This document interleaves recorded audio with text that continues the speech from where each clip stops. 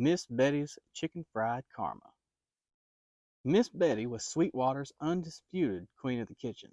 Her chicken fried steak was the stuff of the legend, crispy on the outside, juicy on the inside, and seasoned so perfectly that folks swore it could cure the common cold. She ran her little diner off of Main Street with an iron skillet and a wooden spoon, and everyone knew that if you were looking for a home cooked meal, Miss Betty's was the place to be. Everyone except Miss Harwell, that is. Miss Harwell had been gunning for Miss Betty's title for years, and she fancied herself a culinary artist, always bragging about her flair for fine dining at the church potluck, which mostly meant adding kale to the tater salad. No one liked it, but that didn't stop her from taking it up like she was the next Martha Stewart with a southern twang.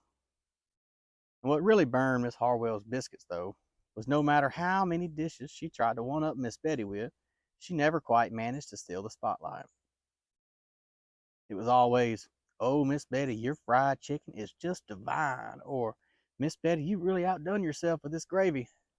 Meanwhile, Miss Harwell was stuck handing out leftovers of her gelatin mold, which always ended up sliding on the floor somehow. So, one fine Friday morning, Miss Harwell concocted a plan. She'd get her hands on Miss Betty's secret recipe, no matter what it took. She waited until Miss Betty took her weekly trip to the farmer's market, snuck into the diner under the guise of borrowing a cup of sugar. But what she was really after was what was in that recipe box. And as luck would have it, there it was, right on the counter, just waiting for her. The recipe for Miss Betty's famous chicken fried steak, handwritten on a slightly yellowed index card. Bless her heart, Miss Harwell whispered gleefully. She's practically gift wrapped it for me. Now, what Miss Harwell didn't know was that Miss Betty had been around the block a time or two, and she'd caught wind of Miss Harwell's sneaky ways and had a little surprise waiting in that recipe, a secret ingredient, guaranteed to cause all sorts of problems, and not of the flavorful variety. You see, Miss Betty had included a generous dose of castor oil in the recipe right between the buttermilk and the flour. She figured if Miss Harwell wanted to steal her recipe, she might as well get more than she bargained for. Now, fast forward Sunday afternoon, and Miss Harwell, puffed up with pride, and invited the whole town over for a special dinner.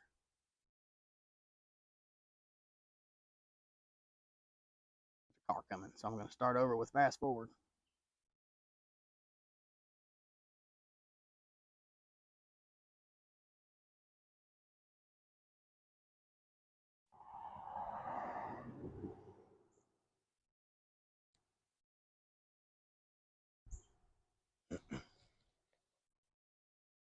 Fast forward to Sunday afternoon, Miss Harwell, puffed with pride, invited the whole town over for a special dinner, and where she would finally reveal her own version of chicken fried steak.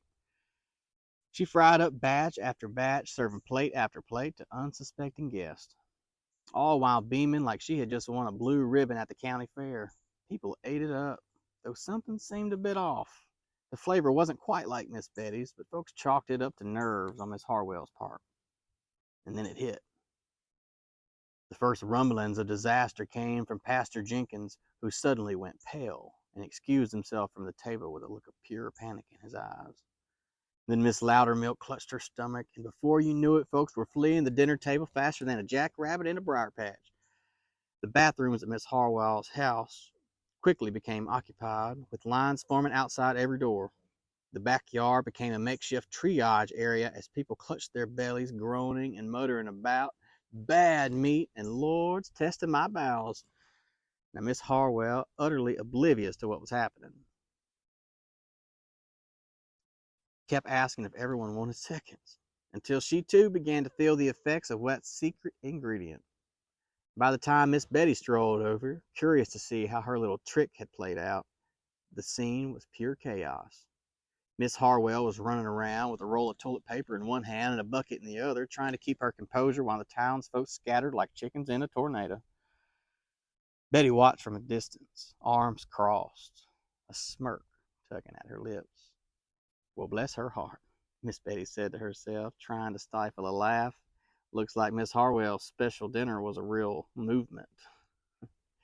The following Sunday at church, no one mentioned Miss Harwell's disastrous dinner, though everyone seemed to be steering clear of her casseroles at the potluck. And as for Miss Betty, she went back to her diner, dishing out her chicken fried steak, sans the castor oil, of course, and smiling to herself every time someone complimented her cooking. Because Miss Betty knew what Miss Harwell had yet to learn. Karma is a dish best served with a side of humility, and sometimes a little payback comes with a little extra seasoning. Thanks for listening.